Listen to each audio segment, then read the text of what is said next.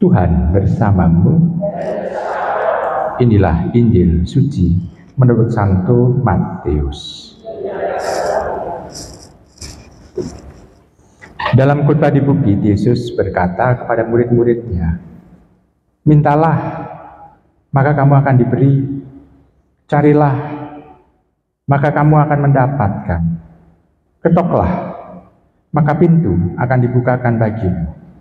Karena setiap orang yang meminta akan menerima, setiap orang yang mencari akan mendapat, dan setiap orang yang mengetok, baginya pintu akan dibukakan.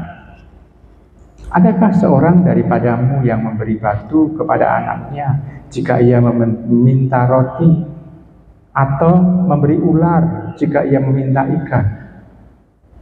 Jadi, jika kamu yang jahat tahu memberikan yang baik kepada anak-anakmu, apalagi Bapamu yang di surga, Ia akan memberikan yang baik kepada mereka yang meminta kepadanya.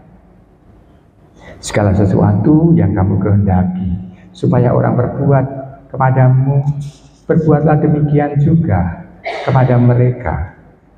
Itulah isi seluruh hukum Taurat dan kitab para nabi." Demikianlah sabda Tuhan. Ibu bapak, saudara sekasih dalam Tuhan,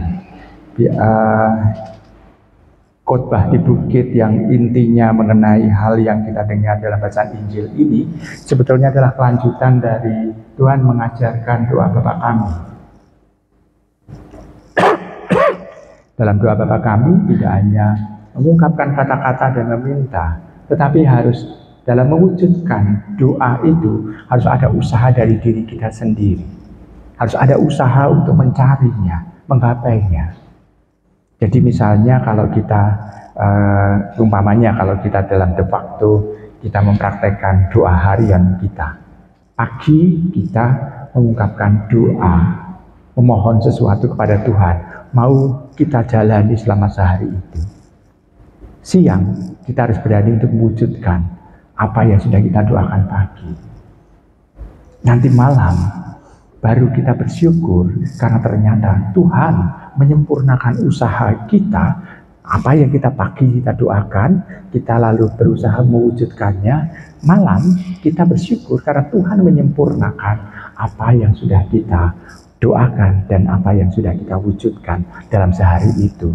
Berarti kita bisa melihat bahwa memang dalam perwujudan doa kita tidak hanya istilahnya itu diam lalu hanya nunggu Tuhan, tidak, tapi kita harus berusaha, ada usaha untuk mewujudkannya.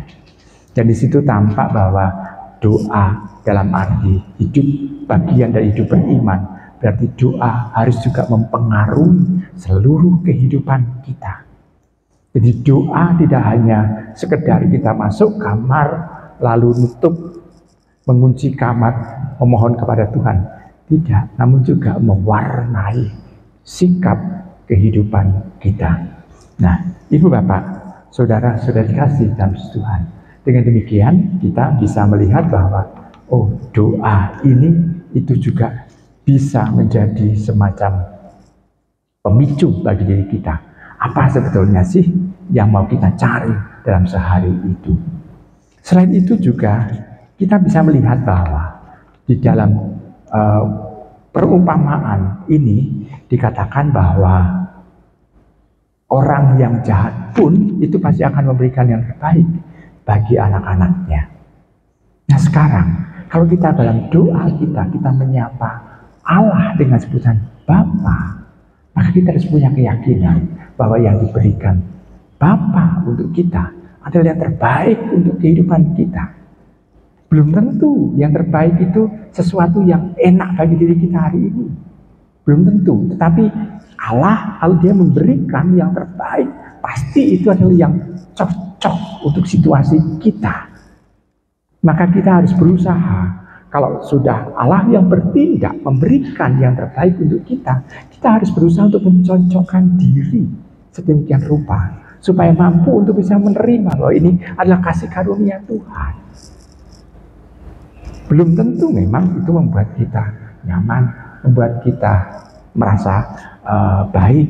Enggak, belum tentu. Tetapi yang jelas adalah kalau kita meminta kepada Tuhan, Tuhan pasti akan memberikan yang terbaik untuk kita saat itu.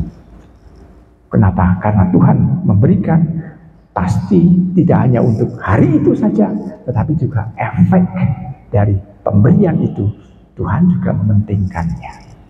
Maka kita diharapkan mampu untuk bisa melakukan itu yang terbaik. Maka kita harus bisa bersyukur kepada Tuhan.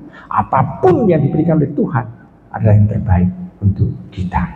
Nah, ibu bapak, saudara-saudari yang kasih dalam Tuhan, dari usaha kita mencari, meminta, dan mengetuk itu, Tuhan memberikan yang terbaik.